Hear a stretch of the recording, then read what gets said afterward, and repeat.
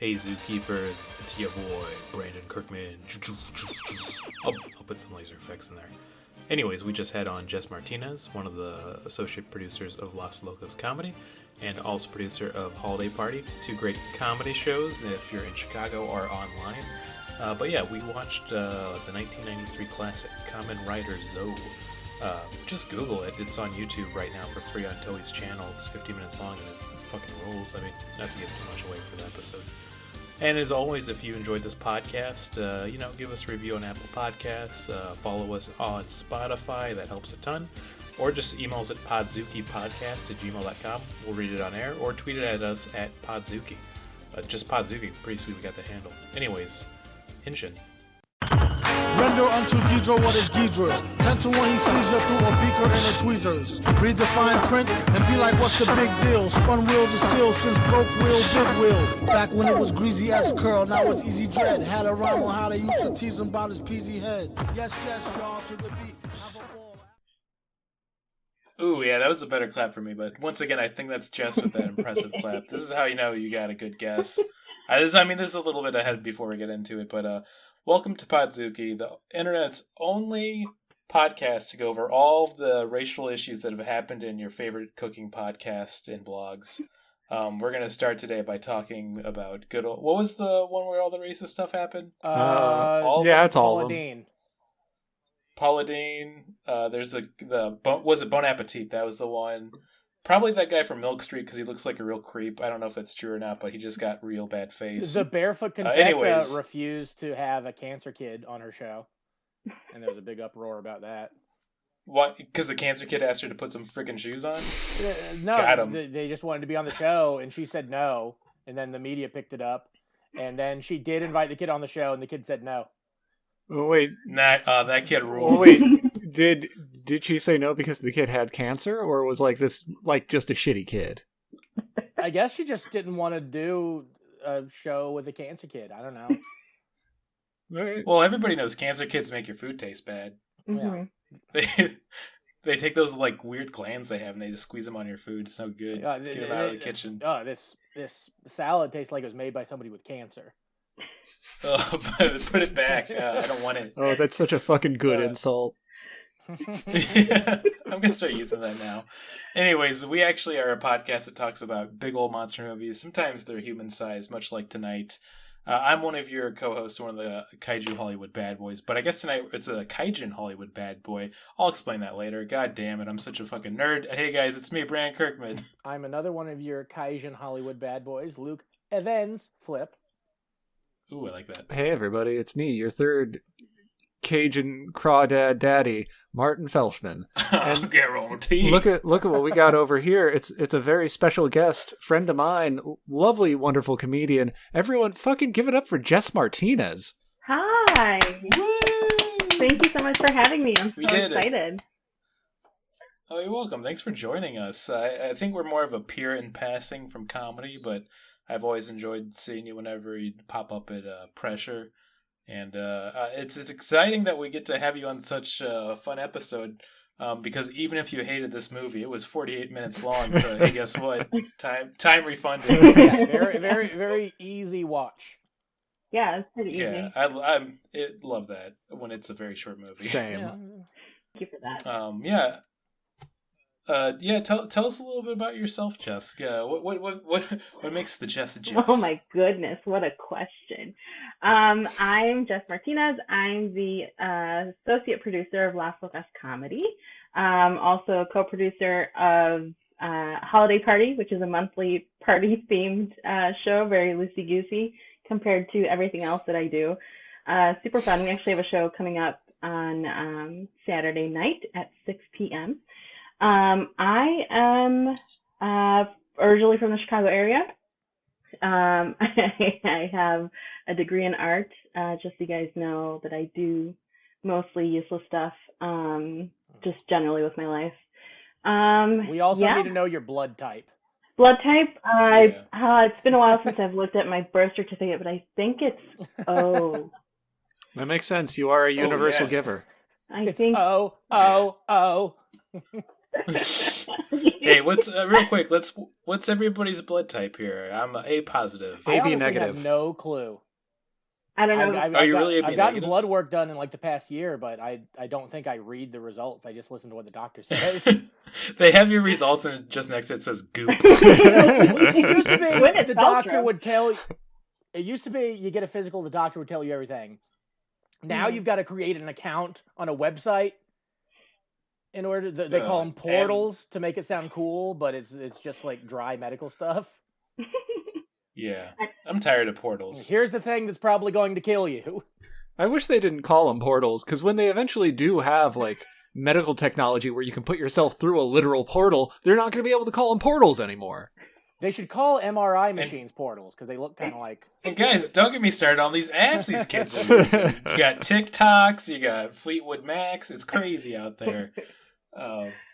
We've gone a bit before we actually have been even getting to the movie we watched. I guess I'll get a little bit into it. Hey everybody, it's the 50th anniversary of Kamen Rider, one of Japan's classic tokusatsu franchises. Everybody loves it, everybody knows it, and by everybody, maybe like, I don't know, 20 people online, but they're really into it. I think a lot of people will be familiar with the image of the Kamen Rider, but they don't know what he's called or anything. It's near and dear to our hearts because I think some of our favorite episodes are where we watched The Masked Rider, which was Saban's rebranding of it in the mid-90s with Mitch Cameopelia. Because you know what I say to people when they don't recognize Kamen Rider? What's that? More like, come on, Rider. Jesus Christ. Yeah, I'm so sorry. Right. I can't tell what's worse if I chastise for you that or I make the joke where we end the podcast right there, because that's almost as bad as doing the Kamen Rider joke. It's only funny if we actually end the podcast on that. Oh god, I'm so tempted. What if this? Oh my god, we just put out like a 10-minute episode. You ever feel like you've been cheated? Okay, so vote of confidence real quick. Do we keep moving forward or do we just stop it on the best? Keep moving forward. I've been looking forward to this all night. Best guest shot ever. Yeah. But anyways, the Kamen Rider franchise, it was kind of, they tried to do the same thing with Power Rangers in the mid-90s to make it popular here. They made the god-awful show Masked Rider, which was a reclipped of Kamen Rider Black and Black RX. Real tragedy. Also, the first episode used scenes from this movie that we watched today. Yeah, I was trying to think about that because one thing I'll say even before we get to the movie is the practical effects and the monster designs are pretty cool. I don't remember any of the monsters looking that cool when I watched it as a kid, so it must have been maybe one of those season finale. The monsters are great, especially the bat one. Oh yeah, yeah, that was cool. Mm. Yeah, it's good. But this was put out in 1993 in Japan. They were kind of in a weird phase. I know a lot about Kamen Rider. I feel like I'm gonna do a game later, which is how long can I talk about Kamen Rider? And the game's decided by you all can vote when I have to stop. And all three of you said, "Please stop, Brandon." That's when I stopped talking. See, it could end up being a 3-hour episode.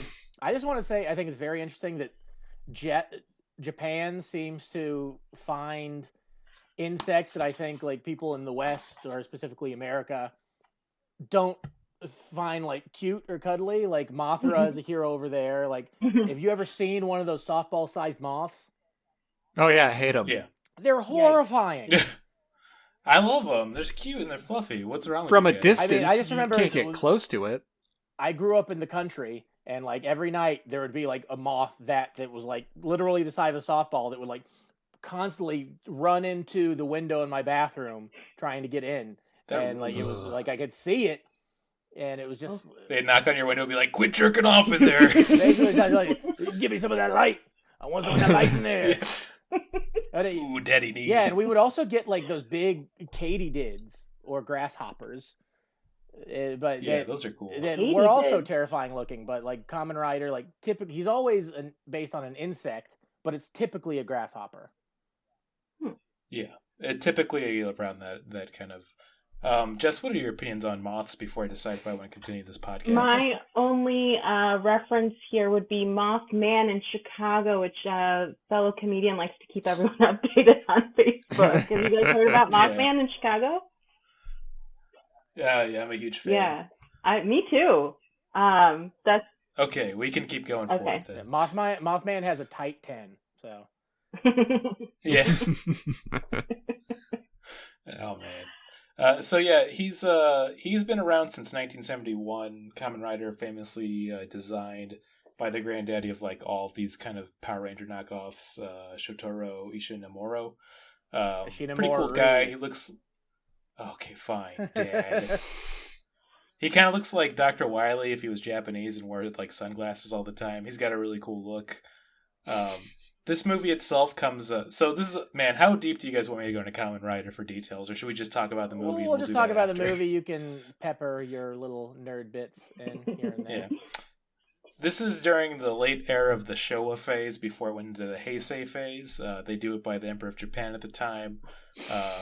This period from the 90s to about 2000, they were all kind of just movies they did for the franchise. Wait. Japan had an emperor after World War II? Yeah, they're kind of like the royalty. They're just kind of there for figures. Okay. They don't. They're really just there to bring tourists in. Yeah, but they were smart and they actually don't give them as much media attention or power, unlike the UK. So good on them. Yeah, they might show up at a party and be like, "Hey, it's me, Emperor John. But yeah, hey, how's it going?" It's interesting that you're bringing up like eras of the show because I did some research on this, but I couldn't find. This felt like a pilot movie for like a new series, but I couldn't find any evidence to that. It was actually in reverse of that. They were going to do a movie for Kamen Rider Black RX, which was really popular, like 1989 when it came out. And I guess there'd been enough years where it lapsed on the franchise and interest, so they're like, oh, we'll just make a movie out of this by itself then. Cool thing, too, is the actual director of this film, Kita Amaya, I think is how it's pronounced. I'm not good with pronunciations. He was an artist that did a lot of the character designs for the series too, so he actually did all the character designs for this movie and a lot of Kamen Rider Black. Pretty cool to have that kind of multifunctionality going for you. Also, before we start talking, I mentioned this in the chat, but I also wanted to bring up that Noboru Sugimura, he wrote for this movie. He also was famous for writing the Resident Evil 2 and Veronica. And then my favorite thing is also one of the writers and creators of Dino Crisis. Ooh, because that's a pretty easy thing to write for. It's just like, hey, it's like, hey, we got dinosaurs and there's a crisis. I'm done. It's mentioning that it was written by somebody who did like Resident Evil, but I felt specifically with the opening scene where he's like underground and covered in roots, and like a grasshopper comes to bring him back to life. I think is what happens. That made me think more of like Metal Gear than. Yeah, I can see. What about the part where they were like, wow, you were almost a Rider sandwich? I don't remember that part. Yeah, that's a pretty good part. I did want to ask, though, just before we get to, or I should say even before we start summarizing the movie itself, what's your experience with like Power Rangers and that kind of like franchises and movies and series? So growing up, I definitely watched Power Rangers. So I watched them go from like the classic Power Ranger series to like all the different types of Power Rangers, and it got to a point where I was just like, this is too many different versions of the thing I liked originally. But my sister hated the color yellow, so she always made me be the yellow one whenever we played Power Rangers, and so I do resent the show a little bit for that. I totally get that. I pulled a move very similar to you, or your sister, I should say. I grew up loving Power Rangers because I was in that perfect age frame for it. My brother's favorite color was blue, so I decided my favorite Power Ranger was the Blue Ranger. I think he's still upset about it to this day. Oh, you picked the gay Ranger. I mean, that's actually technically true on a lot of levels, but I relinquished. I said that really weird. I relinquished the realms of that and gave it to my brother after the Green Ranger came out because goddamn, the Green Ranger is so cool. He got a weird like metal gold shoulder pad. One of my favorite turn of phrases that I rarely ever get to use, like when like someone like beats a bunch of people up and is all badass, and you can say like, "Oh, he went Green Ranger on their asses." That's pretty good. I like the that. only time I think I've ever been able to use it is after watching Star Trek Beyond. No, it's not Star Trek Beyond. Star Trek Into Darkness, the second one, the one I hate. Yeah. When that one's really bad. When Benedict Cabbage Patch beats up all those Klingons. Yeah. Man, that's a stupid movie. J.J. Abrams sucks. Fucking sucks. Simple as that. I've had my heart broken by him too many times. But yeah, it's cool to hear that you had that experience with it. I feel like over the pandemic and then when we were watching the Masked Rider series maybe like a few years back, I did a lot of research on it and then I started watching a bunch of the shows. I gotta say, man, I really like the Kamen Rider series a lot, but I'll get into that as we go. But for this movie, it's 48 minutes long. I love the pace of it. I love how it just starts as I dubbed it in the Naked Man Forest. You got a forest, there's a naked man, a grasshopper wakes him up, and he's like, I think a boy's calling me. And I'm like, uh-oh. But no, it's for good intentions. He's they don't really explain it because I think that how short the runtime is, but like basically a monster has awakened at the same time as he has, and he's like, I gotta go find this kid and protect him. Durus, I think is what it's. Yeah, and it's the monster designs and the practical effects in this movie are, I think, in my opinion, all pretty top notch and really cool to watch. I'll be honest though, the main big bad Durus, it's supposed to be an anti Kamen Rider was like the idea behind his design. It's the least interesting out of all the other monsters. Yeah, the bat and the spider and the regular form of it, those were all. Oh yeah, cool. the little boy Genova. Oh, that was so weird, and I loved it so much. I love the weird mixture of like practical effects and puppetry, and then putting an actual face in it for some reason. We'll get to it. It's pretty cool. So the movie really like hits the ground running after the rider, who's in his human form, wakes up.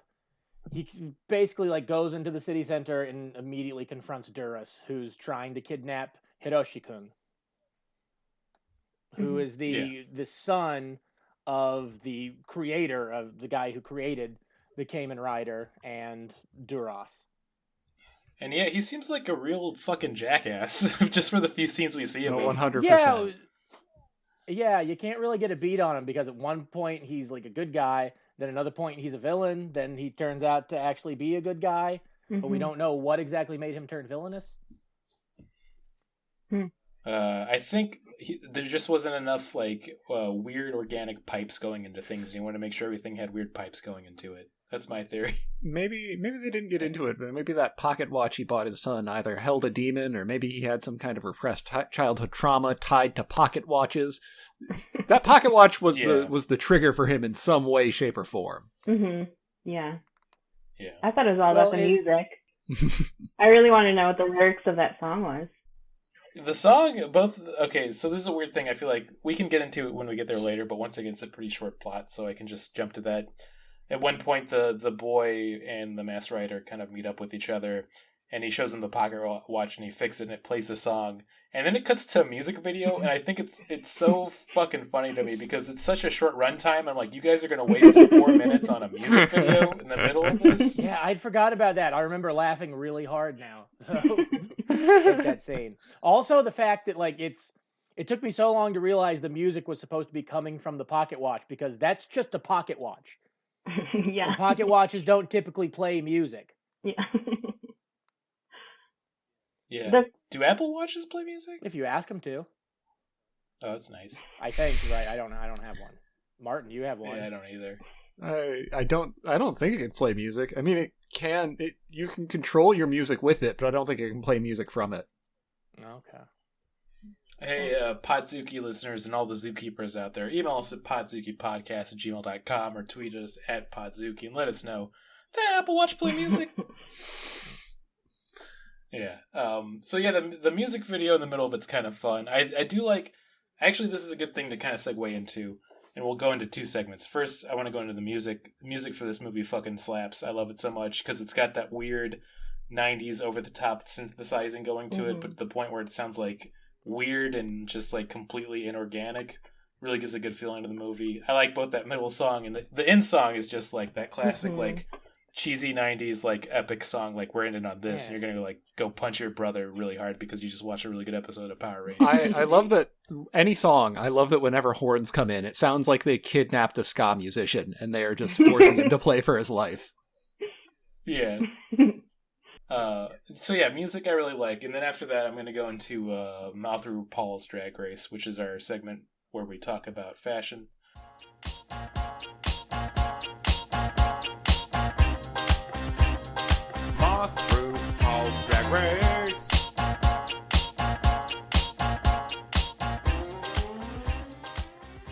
I gotta say, great fashion all around. Grandpa in the big old teal or this kind of seafoam green coat.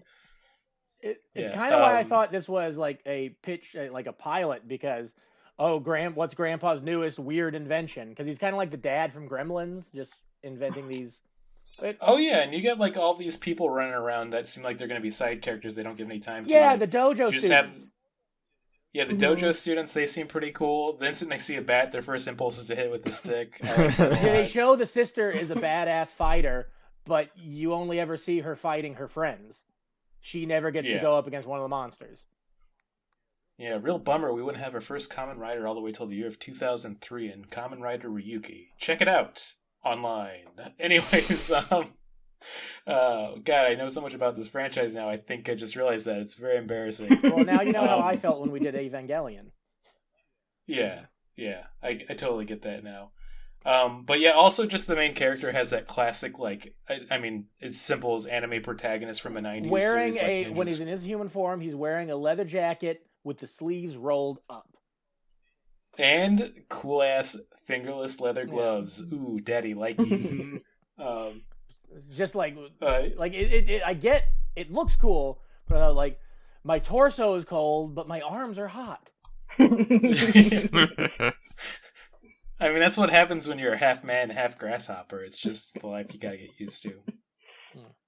So yeah, he eventually links up with the boy, and he's like, "I have to protect you." And the kid's like, "Hey, leave me alone." And then like the Doris jumps in, and this is, I think, one of my favorite scenes. Is like he just goes through like a downtown part of what looks to be like a Tokyo type place. And he just starts, like, letting lasers fly everywhere, but his destruction of it seems so casual, it really made me laugh for some reason. He's like, "Hey, I'm here, fuck y'all." The people running around and the practical effects, once again, are all pretty great. I miss the good old days where you couldn't CGI explosions, and so people actually really had to haul ass to not get exploded by, like, actual dynamite. Yeah, this movie, all the, like, practical effects were good, but most of the computer effects were very bad. Yeah, it didn't age very well, and I feel like even when it came out, they probably weren't all that great. It does have one of my favorite things, though, which is like the computer overlay for both the Kamen Rider and then Doris, where it's like what they imagine a futuristic system would look like, but they miss the mark so bad that it's kind of its own, like it's its own unique style. So it kind of actually makes sense looking back of like, oh yeah, I could kind of get behind this. Do you guys ever play that marble game on a computer back when you were in like the 90s, early 2000s? Which one? Marble? Like there's just a bunch of marbles. It's kind Marble of Madness? Like, I think. No, not Marble Madness. I Madness. don't remember. Crystal Castle? It came with the computer. I don't know. Oh, yeah. Space Cadet? I'm not sure what it's called, but that's what it reminded me of. Space overlay. Really good. Yeah, definitely. I mean, it definitely has that 90s like computer generated feel, which I think is pretty fun. So yeah, the fashion all around, really liked it. I love when a movie is so encapsulated of its time that it becomes its own unique kind of like aesthetic, which is, I think, going pretty great for this. Once again, I can't emphasize, I love the fact it's 48 minutes because they don't waste any time. He finds the kid, he finds the monster. They have a really cool fight in an abandoned warehouse. He stabs the monster a lot. The monster's like, "Oh, stop it!" And then he throws him off the building with him together. He with a scene where you can see the dummy. Oh, that was great. To shoot him out of the abandoned like industrial district that Hiroshi-kun ran away to, rather than running to his home. Yeah. And I mean, it's a short movie with a very short plot, but I think this part did kind of irk me because it seems really stupid. Is like he impales the creature on the thing. He's like, "Okay, I think it's dead." Yeah. And like you just saw it like regrow its arm earlier. Come on. Yeah, but arm's not a torso. That's a good point. I just imagine someone walking by because he just left him there. Like, someone just going on a walk, walking their dog, and there's just this monster. I mean, if I saw that, I'd probably... the Kamen Rider got him. Yeah, a lot of that going around. Being impaled in the torso, my one weakness. I mean, it feels like it's a slightly racist allegory if I go down it, but it's like, first we got the Sentai Rangers, and that was fine. Now we got Kamen Riders? Gotta move. It's me, racist grandpa from Tokyo? I don't know. It is strange that like when Hiroshi-kun gets back to his grandfather's temple, I guess, because it's like a dojo, but also like a science lab. Mm-hmm. It's science cool. dojo. Yeah. But yeah, his grandpa doesn't believe him, but it's like, turn on the friggin' news. Like, a dozen people saw the monster. I mean, on top of that, you also have to consider he has all of the files about the experimentations his son did and, like, identifies the Kamen Rider right away. Yeah. So I'm just trying to figure out what's going on with this dude's brain. I think listen, we didn't get a window into this kid's life before. Maybe he is just constantly lying about being attacked by monsters so people will pay attention to him. Yeah. I mean, he used to be friends with a brain in a jar, so this kid's got a pretty good imagination. Boy, fried grasshopper. Yeah. Okay, we should talk about this because this still kind of is in line with the plot. Is like the kid's remembering his father, and he's upset that he's gone, so he kind of runs off with the pocket watch, and then it shows his memory of why he's so attached to the pocket watch. Mm-hmm. And his father gave it to him before he disappeared, but he like snuck into his lab and was playing the music for a brain in a jar. Yeah. And that brain in a jar was like rocking with it. It loved it. You know, that brain in the jar is like an illustration of me. Like if you don't know Jess Martínez, that's that brain in that jar jamming out. I love that they even had like the super green fluid for that jar. It's like, no, we can't just put it in water. It's got to look so 90s that you're going to be like, okay, I know what year this came from. Submerge it and surge. Get a blast, dude. I believe they actually call that a surge mergen. A surgeon. Nice. So yeah, the boy, I guess, is friends with the brain, and the kid gets kicked out of the laboratory by his father. And I'm like, what's going on here with this father? Because like, he was in the laboratory before this and wasn't saying anything. Did he like forget his kid was right behind him for a few minutes? And was like, oh, you shouldn't be here. Yeah, I thought that too. Because like, yeah, he was right there. Like, he would have had to walk past him to get into the room. He just didn't want to see that brain dancing. He thought it was really stupid. Hiroshi, what are you doing here? The script said you weren't supposed to be here yet. I just love the fact that he was trying to make a human that was powerful and free of emotion, like Preach, you know? Yeah, well, it's like, how is that anything other than benevolent? That's the bad one, right? Malevolent, benevolent. Malevolent, yeah. How's that anything but what a bad guy would do? Like, oh, I'm going to create something super powerful that can murder things, and it doesn't have emotions. For the betterment of mankind. And I guess I'm going to make a few other monsters just to play it safe, too. You know, I'm really I'm just aimless here. I got to be honest with you. I'm spinning. Was it supposed to be that he created those monsters? I thought Duras, like, created those monsters from himself. I get the impression I get the impression that he made Duras too, but I'm not sure. Yeah, I think he did. Yeah, no, I just got a flashback to when I was asking my therapist if there's a way that I could not have feelings. So I should watch this first.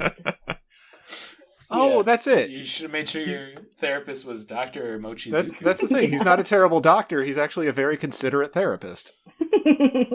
Well, the doctor also, he brought up, the doctor definitely created Duras. Because that's what the brain in the jar was. Mm-hmm. Because Kamen Rider was made from a human. But then he tried to make one like completely from scratch rather than using a human to start with. Right. Kamen Rider was the hot guy in the acid wash jeans. Yeah. Yeah, then the Naked Man Forest where he was resting peacefully for 2 years. Yeah.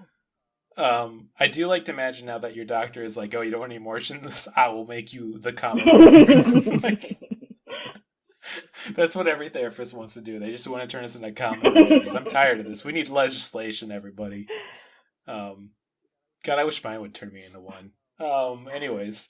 So yeah, they the boy and the kid, the boy and the kid, the Kamen Rider and the kid kind of bond for a little bit. He fixes his watch through the power of I guess looking at it really intensely. That's where we get to the music video. We got to go back to this music video real quick because my favorite thing is that they're playing the song. It is actually a pretty good jam. I enjoyed it. but it just cuts out instantly back to the pocket watch, and that also made it feel really funny for some reason. For the first few shots of that montage, I was like, okay, so this song maybe is related to nature, and then it just kept going, and I'm like, okay, so like, is everyone in the world hearing this song? Because the Kamen Rider thought really hard. He's like, I gotta make sure everybody hears this. Yeah, in later episodes, like it's like, oh, and here's that newest hit going out across the city. Yeah. What Japanese song number 1? Here we go. Yeah. I did forget, we skipped over one part, is right before this scene was when that fight happened between the bat monster and the spider woman monster that the Duras sent out to get the kid. The spider fight went pretty quick. That whole scene was pretty cool, though, I gotta say. I like the idea of, like, I guess it sends them into this weird spider dimension where it tried to, like, eat the kid and the sister. Well, the spider monster sent Hiroshi-kun and his sister to the spider dimension, but Kamen Rider was still fighting the bat. So how did Kamen Rider get into the spider dimension? I'm pretty sure he just said "fuck this" and then jumped to the spider dimension. I interpreted that as the spider dimension not being a separate dimension, but more so being an illusion created by a large amount of webs. Because it does go back to like regular forest as soon as he broke that thing's neck, right? Yeah, absolutely. Love that. That freaked me out. Yeah, that freaked me out when it went back to being regular sized spider, because I actually saw a spider in the bathroom last night, and I was like, I'm gonna be nice. I'm gonna be a nice person. I'm just gonna let it be.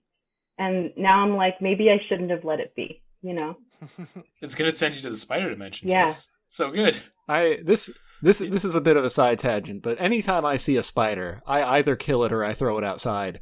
Because I feel like a spider's job is to be like a silent assassin. If you're just walking across the bathroom floor, you're not doing your job right. I can fucking see you. I see you. Yeah. I completely agree. Yeah, it's I don't know, it was I think both the design of the actual Spider Woman and then the actual spider itself were both really well done and creepy. Other than the very bad dog shit, claymation, or I should say stop motion. Yeah, stop motion, which I don't think it was dog shit, but it is the only time in the movie where they do stop motion. Yeah. And it does look like Clash of the Titans or something, but yeah, I should say it's not the worst, but like when she's holding the Kamen Rider, it has that common thing I can never get over, which is if you have somebody who's like a human size or form, it seems like it can never get the proportions quite right, so it always looks like a weird doll. Yeah. Yeah. It's definitely better than the stop motion in Night Train to Terror. That's true, but man, what a great film! I love that. Shout out to Hubert Thompson. Everybody but you. We should plug for any listeners at home. If you haven't listened to the Night Train to Terror, or the full actual title, I said wrong. Check it out. It's a really good episode. It's really fun. But yeah, the spider fight's pretty cool. He completely goes nuts on it, breaks its leg off and stabs it to death. One thing I always enjoyed about this series is how weirdly violent it is, even though it's like aimed at kids. Just like, I mean, they know what kids like. They like seeing things. I think they're teaching the important lesson to children that if you see something that seems threatening, you should just fucking go hog wild on it. Yeah. Don't just kill it, break its own legs off and stab it to death with it. That spider web looked comfy though. Did you guys see that? Like, I feel like it did. I kind of want to get wrapped up in that spider web. Yeah.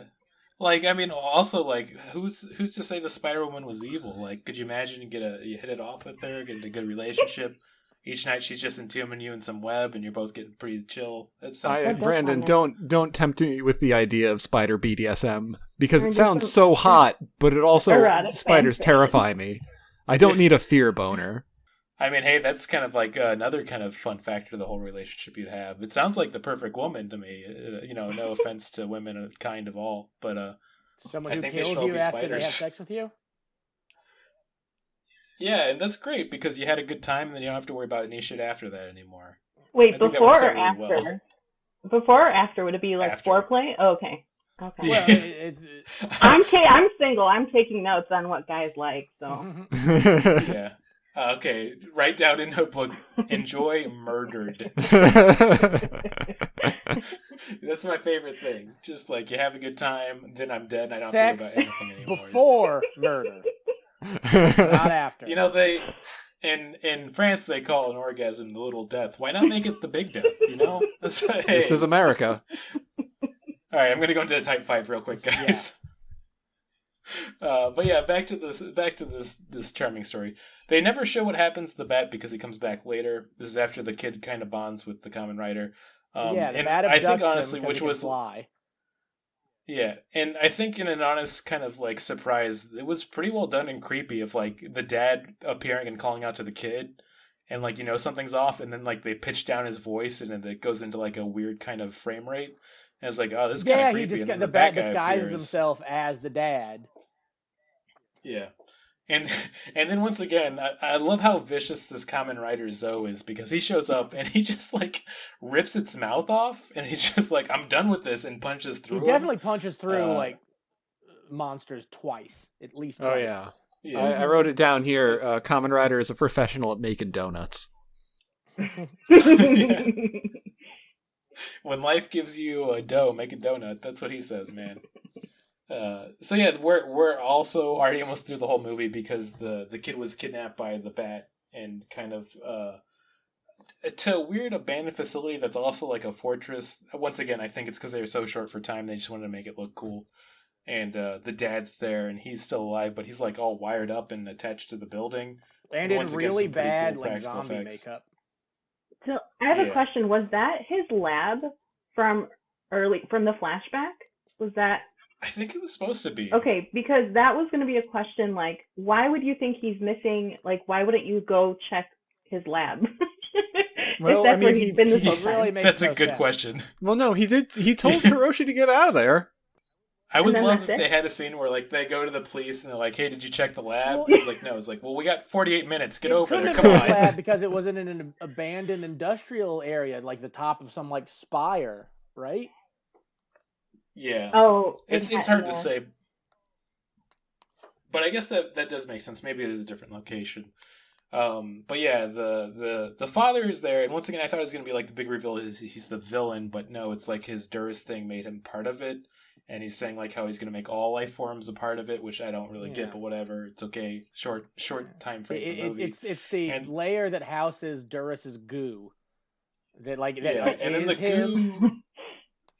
In a very cool scene, the goo like floats up as like a medallion child. Like that's the only way I can describe it. It's like a circle that's also a green kid. That's really creepy looking. Yeah, that was a little confusing.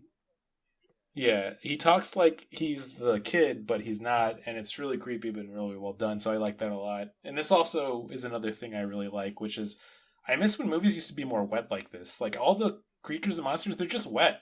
They're just like dripping. Like bring it back. Yeah. When's the last? Oil up your monsters.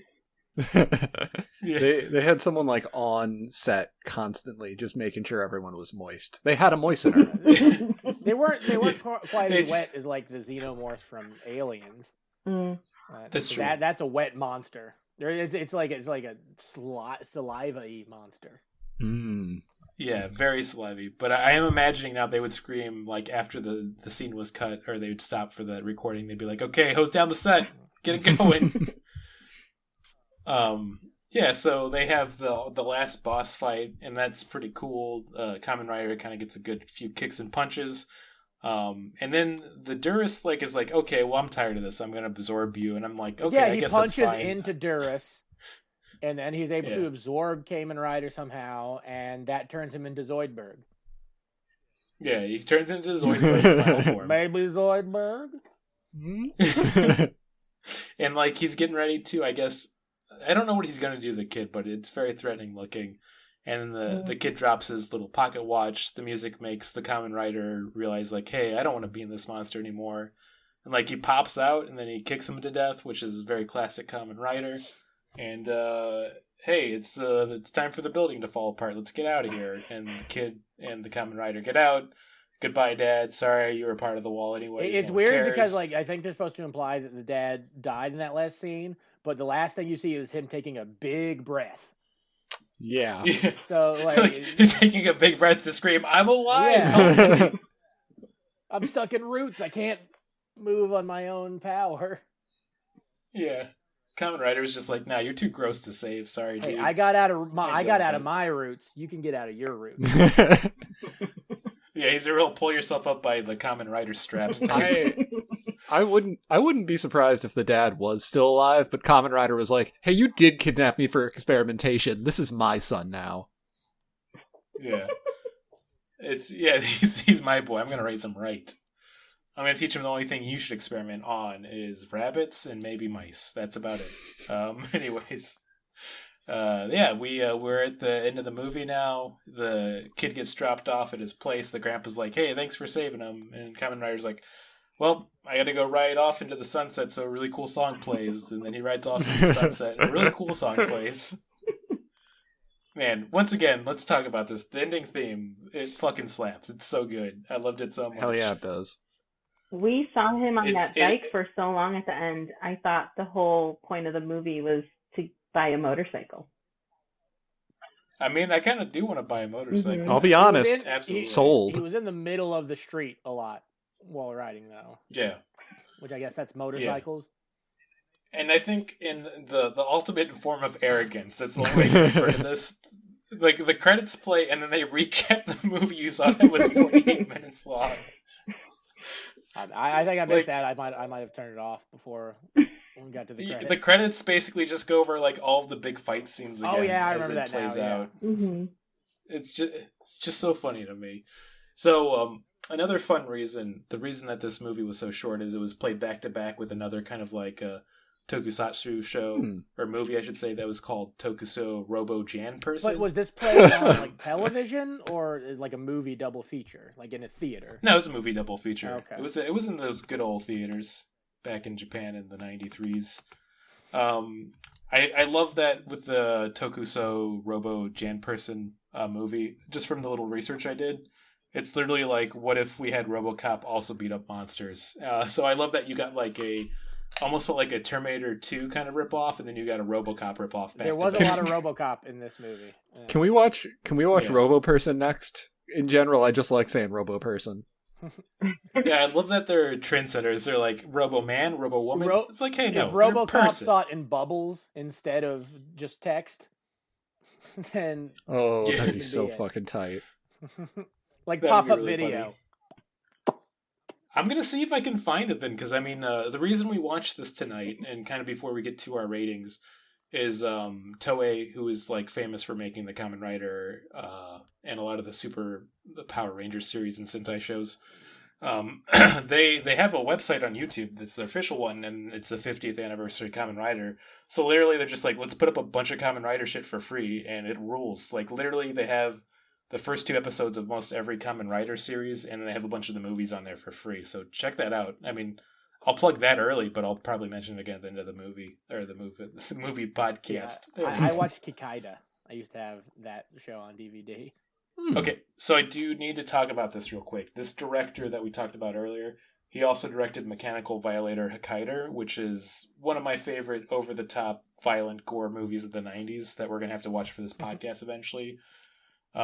It's completely ridiculous. Everything about it is like it takes place in a town called Jesus Town. Ooh. So, just to know what you're getting in for. That movie slaps. I love that movie. But yeah, let's get to the good old reviews. I feel like for our ratings, I've been enjoying giving it to the guests first. So I want you to give this 1 out of 5 Power Rangers. You can go even in color order if you want. But, I'd say 1 being the worst Power Ranger, which of course is the blue Power Ranger. Listen, I'm a reformed man. And then 5's all 5 of them teaming up to battle like, one of those putties or something. So yeah, how do you feel about this movie, Jess? Ooh, that's a good question. And I knew I was going to be asked this question. I did not prepare. I took notes on literally everything else, including his green booties, which I really want to find somewhere because I would totally wear those. Oh man, we didn't talk about that with the fashion earlier, but the actual Kamen Rider design, it's pretty sleek and cool. I like it. Yeah. That's all I got. Absolutely. Excellent costume design. I want to say it was a fun watch. This is not really like my genre of movies, so the fact that I enjoyed it is it says a lot. I'm gonna give it a 4. I'm gonna give it the Pink Ranger, because she was, I guess, the backup to like the Was the Red Ranger or the Black Ranger the like top guy? Red Ranger. Red Ranger was the leader of the original one. Yeah, and then the Red Ranger dated the Pink Ranger, right? Naturally. Yeah. Of course. I mean, I don't remember if that's like a thing or if that's just everyone assumed that because that's how TV shows and movies were written. The girl would be the white girl would be in love with the leader dude. Yeah. Yeah. Yeah. So I would give it a 4. I'd give it a Pink Ranger. Love that. Nice. Yeah, I'll jump on the ratings train. I'm gonna do the same. I'm gonna go for a good old 4 Pink Ranger as well. Of like, I mean, there's a few criticisms, but because it's so short and it still looks pretty cool because they did a lot of good practical effects for the movie, and just like a lot of cool weird style choices where it's like it's a really weird film, but it's also really short and fun to watch. I think it's a really solid and fun watch altogether. And it kind of makes me want to watch the other 90s ones because they have 2 other ones, which was Shin Kamen Rider Prologue. Once again, I love those weird long Japanese titles, and then Kamen Rider J. So maybe we'll do those for the future if they're still up. But yeah, it was a fun watch. I had a good time. Heck yeah. Yeah. I will give it a 6 out of 10 because, like, it's short, which is good. And also, like, if you know anything about like shows like this, like Super Sentai or Kikaida or the other Kamen Rider shows, you don't really have to pay too much attention to it, and you can still kind of understand what's going on.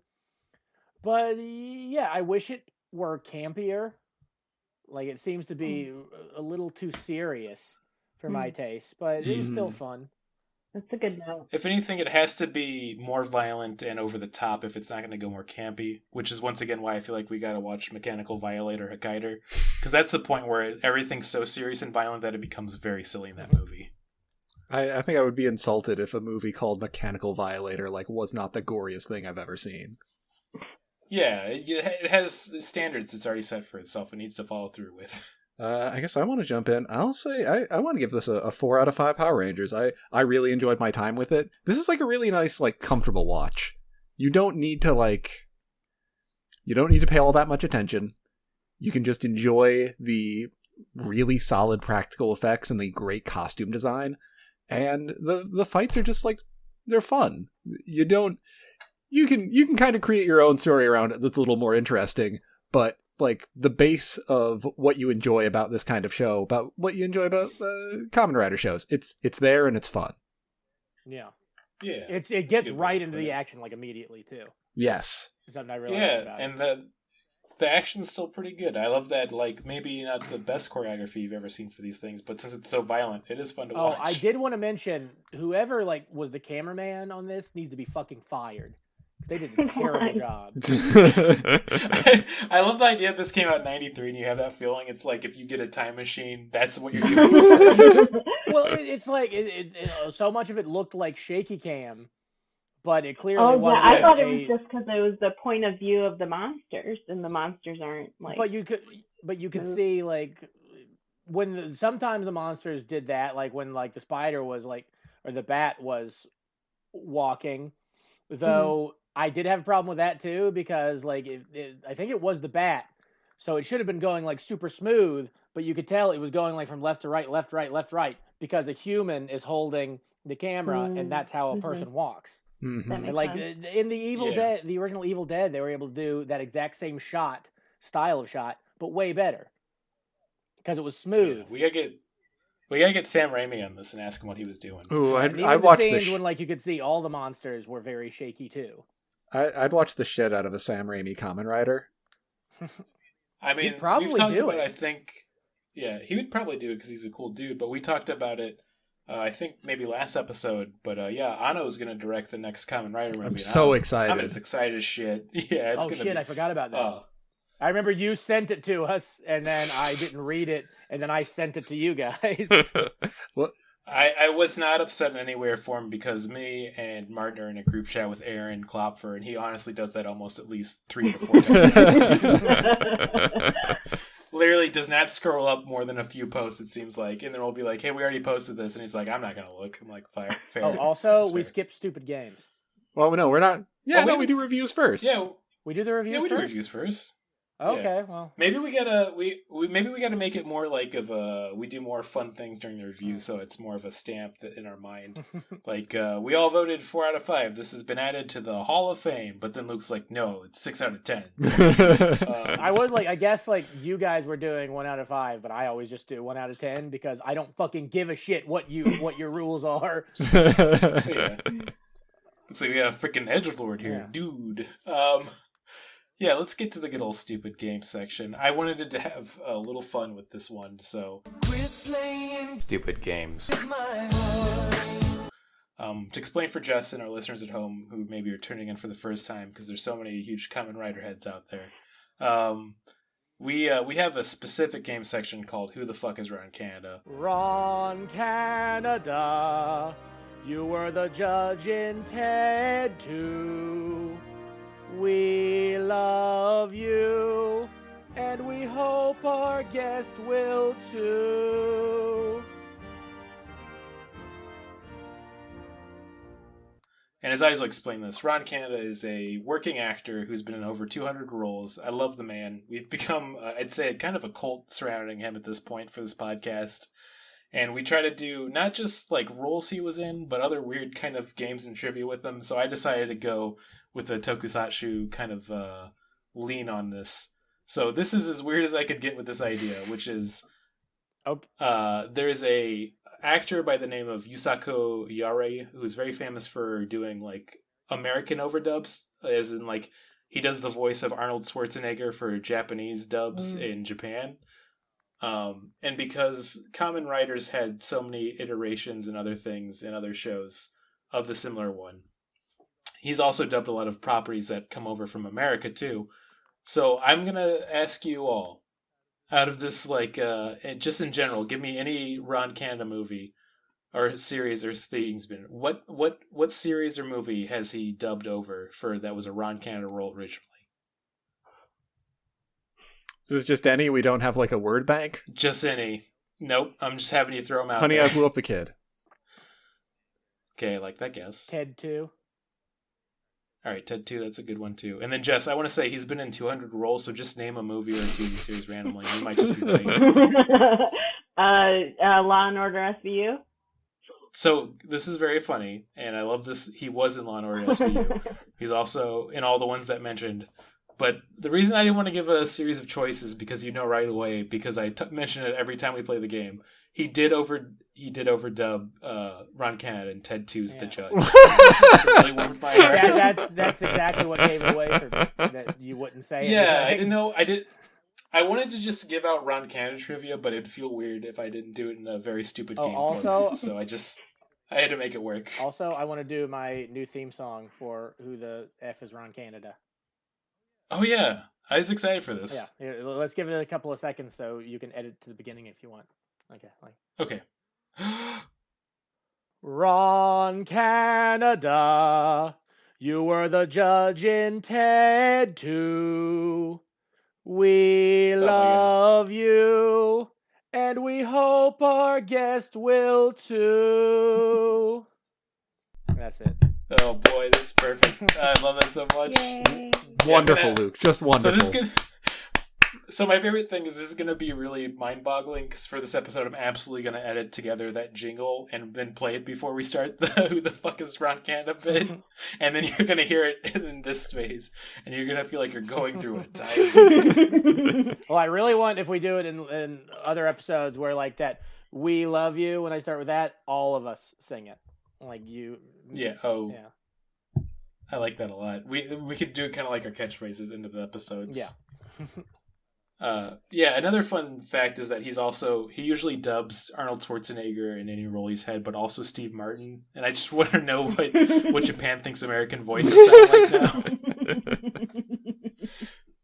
Really confusing to me, trying to figure out what's going on there.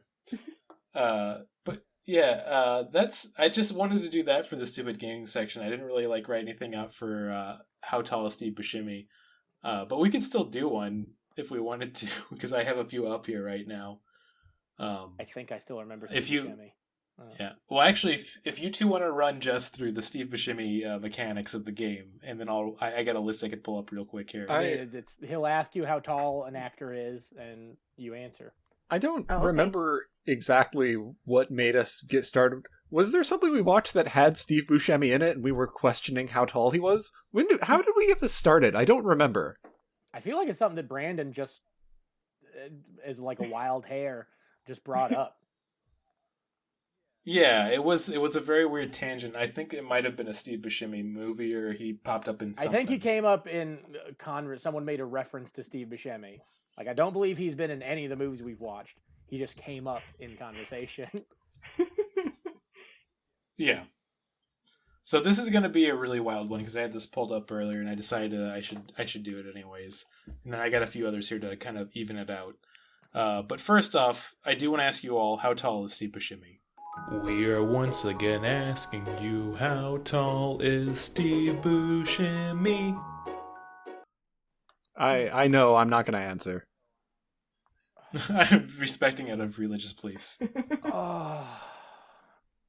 I'm pretty sure this is right. 5'9". Go ahead, you answer, Jess. I'm gonna say like maybe 5'10". Okay. Well, I hate to say it, but Luke actually did remember it is 5'9" still. Got it. But close. So here's what we're gonna do. I got 2 other guesses for you. Whoever gets the most points will win. And if we have a tie because the points go otherwise, we'll have you fight to the death. We'll figure that out later. But I want to ask you all first, how tall is the original Megazord when it's fully constructed? Like the prop or canonically? Canonically. Oh. Okay, I guess Megazord, so that would be from Power Rangers, not Super Sentai? Yeah, okay. From Power Rangers. The Megazord is when they all come together, right? Right, through the power of friendship. Okay. I'm going to say 10 stories. Oh. I gotta think of how tall is 10 stories. Okay, you wait. Are they only giving feet? Like, they don't have like a... I have both, but they don't have it in stories. Yeah, that was my thing. But I have it converted here. It definitely, like, is, like, compared next to paper mache skyscrapers or high-rises. Mm-hmm. Okay, right. I'm going to change my answer 600 feet. Okay. Should have done 666 feet. 1,000 feet. Nice even number. 1,000? Come on. 1,000 feet. Take this game seriously, I guys. Come on. I can't picture what that looks like, but... well, you're almost at a mile, so it's really tall, because a mile's like 1,200 feet. Okay, okay. Let's say then, what did Martin say? 600 feet. 601. I won't 601 feet. Damn it! I won't say who's right, but he's definitely a little closer, so yeah. Interesting. Okay, so I can't visualize that many feet. I'm gonna say like 3.5 Volkswagen buses. Yeah, I like that. Well, that I'm gonna have to do the math for, but I feel like Jess might be the closest because the Megazord is canonically 333 feet exactly. So technically, it's either between Martin or Jess. So I'm gonna split the point. You both have half a point. So whoever gets this next point really wins. No, give time. that full point to Jess. Jess earned it. If we're doing, went over. We go by Price is Right rules. Exactly. Yeah. And also, I googled how long a foot is, or a mile, how long a mile is, and I was really off, by the way, too. A mile is actually 5,280 feet. Okay. Well, I was still way off from the actual answer. Yeah. I know 1,000 feet's still really tall, though. So. Oh, that's a T-shirt right there. Yeah. In my heart of 1,000 feet is really tall. It's still tall. It's like, dude, I gotta put that T-shirt jingle in now too. T-shirt. Okay, so this is the fun last question too. I want to go with the classic tokusatsu character that started it all, and we love him, guys. It's Ultraman. How tall is Ultraman when he's in his Ultraman form? Ooh. Which when he's like, tall, like kind of like a Megazord, so it's easier to guess. I want to say 300 feet. I'm gonna guess like That's like a John Hancock and a half, I feel like.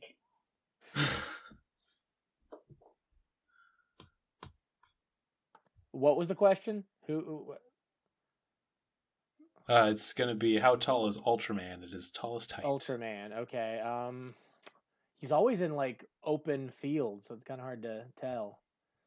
I know, it's a tricky one, right? But I feel like he's like they would run into like power cables, so probably pretty tall. I'm gonna say 550 feet.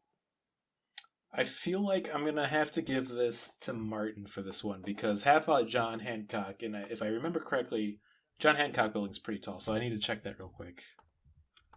But yeah, Luke, you're definitely way fucking.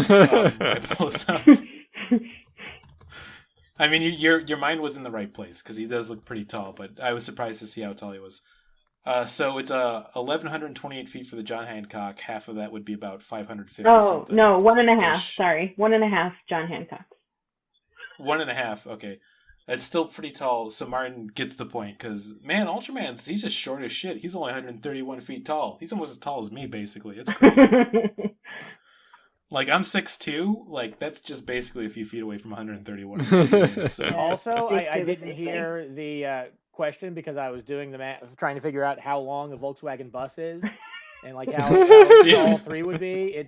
If I did my math correctly, 44 feet is how, 44.25 feet is approximately how tall 3 Volkswagen buses, if you put them, like bottom to, like, top, like, the longest way.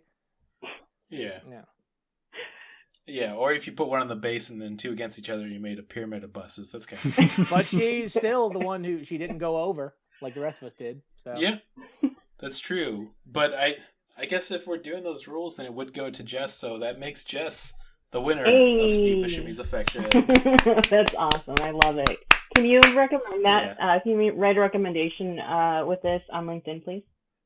Yes, I will. I will send that off right away. You'll get a friend request that says, hey, want to talk about spreadsheets? And then I'll send it over. LinkedIn is wild, though. It still feels like the Wild West of the internet to me whenever I have to be on there. It's a weird place. It is. Anyways, we should get to those good old recommendations before we hop on out of here.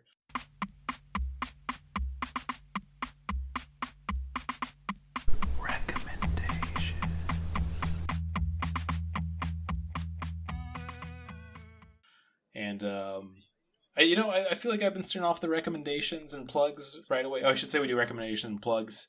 I guess we can bring plugs back with this segment now that things are kind of like slightly getting back to normal.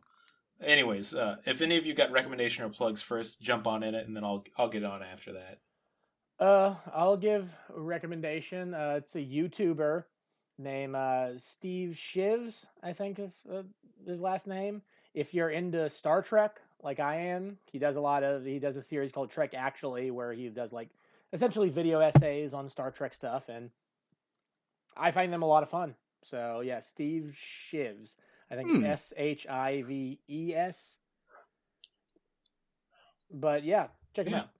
Oh yeah, that sounds real interesting. I guess look up Trek Actually. That would be a good way to look for it too. Yeah, I could do it too. Dang, okay, I couldn't. No, Brandon, edit this meandering part out. I was trying to make a joke, and I'm abandoning I'm gonna make it longer. I'm gonna make it longer. It's gonna be 15 minutes. No, I'll be after and after from here. I want to recommend. I recently finished reading the Walking Dead comic, and it was really good. I put it off for so long because I don't know. I heard so many iffy things about the show, but I recently read like all of Invincible, and then I was like, oh, maybe go check out The Walking Dead. And it's like, oh man, this is really interesting, and the characters are well written, and I really like the art, and it's just a good time. I mean, it's a terrible time, but it's a good read. Were those both Brian K. Vaughan? No, those are both Robert Kirkman. Oh, okay, yeah. Brian K. Vaughan, he did Saga, Man. And then Why the Last Man and Saga are what he's kind of known for. But yeah, he's a Kirkman, is one of the Kirkmans out there doing stuff, which is always great.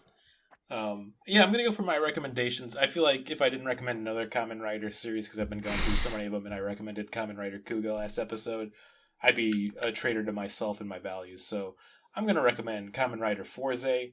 I had mentioned this to Martin. I was really pushing it on him and a bunch of other friends, but it's a really fun Kamen Rider series from like 2011.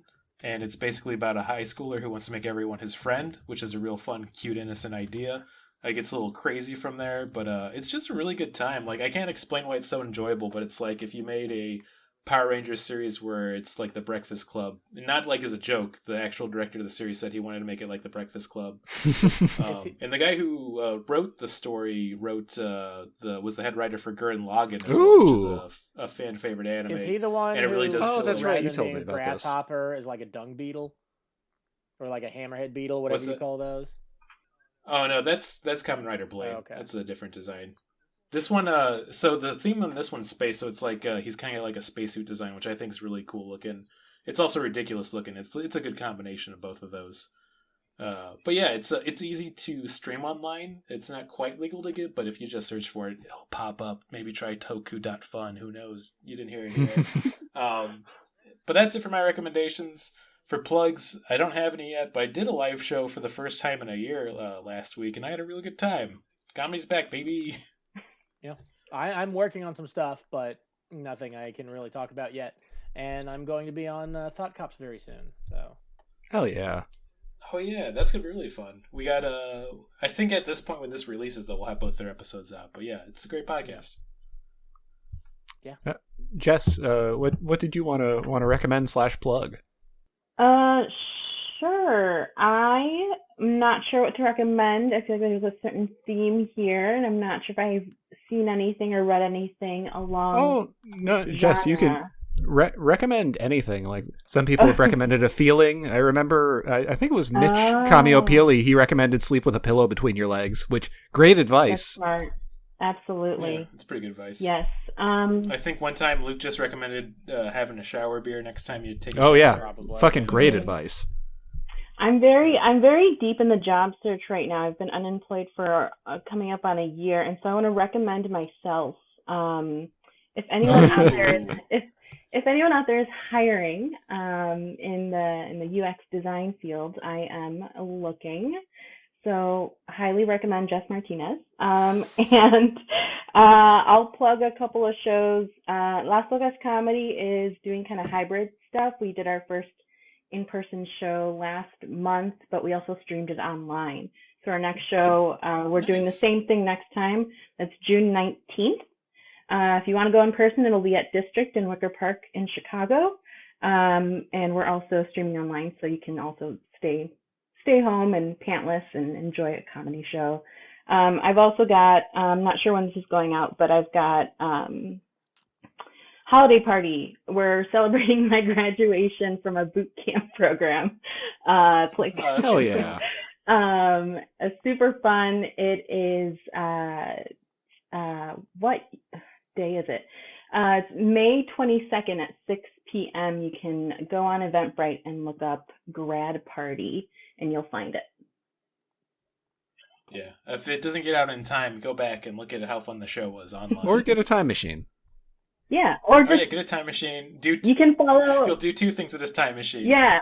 You're gonna go and see Jess's show, and then you're gonna go to 1993 and get that cameraman fired from Kamen Rider. So absolutely, and please report back once that's done, please, so we can give you your next mission.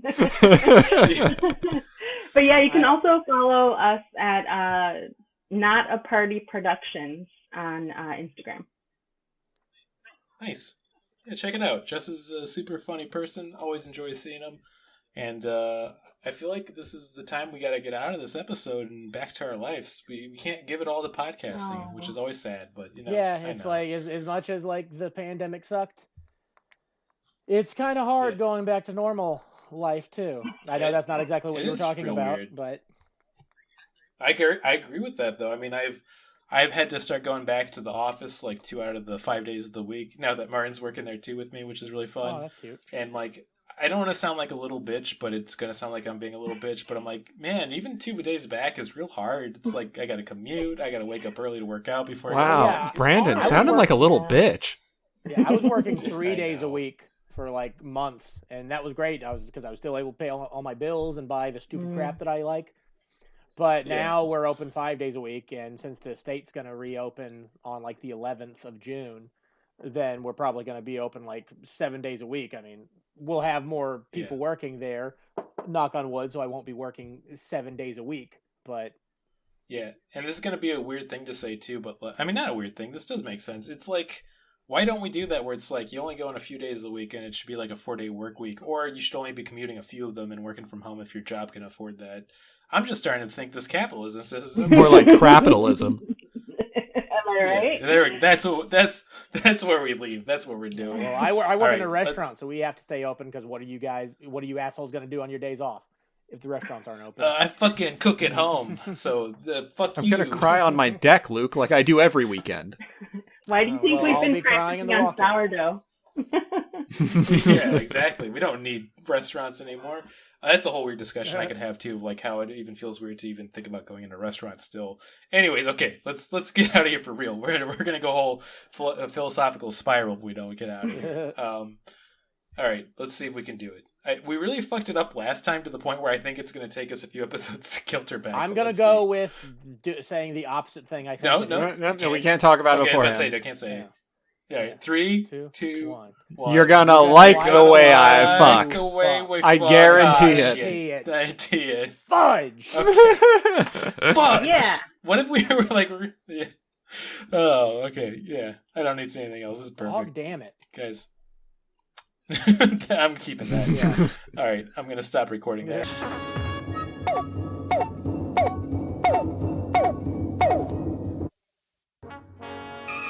We regret that you have not yet complied with our order. This show has been brought to you by Machine Culture.